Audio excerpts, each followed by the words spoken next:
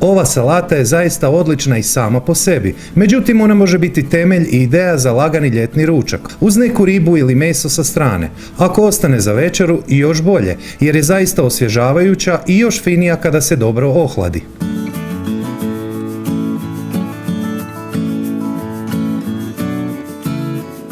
Stvarno bi volio kada bi je jednom pripremili.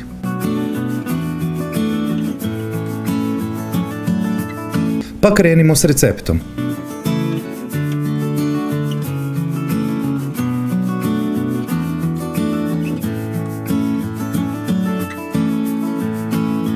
Ja neću soliti vodu za mahune, bolje je to učiniti kasnije. 300 g zamrznutih mahuna, 600 g krumpira u ljuski.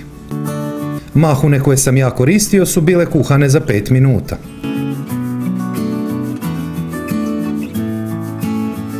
Ostaviti da se hlade do upotrebe.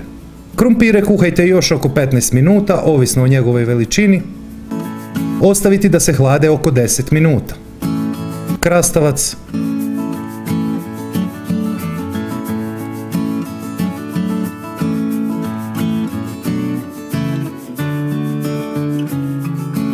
Paprika.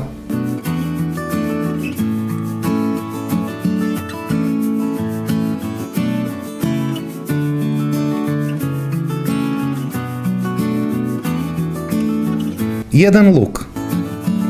Sol. Papar. Malo ulja. I malo octa.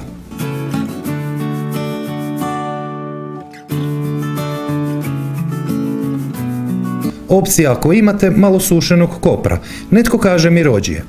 Spremiti u hladnjak i dobro ohladiti prije posluživanja. Ispod svakog mog videa je pisani recept, popis sastojaka, postupak i savjeti koji nisu stali u video, ali i preporuke za razne recepte i velik broj salata koje bi volio da isprobate.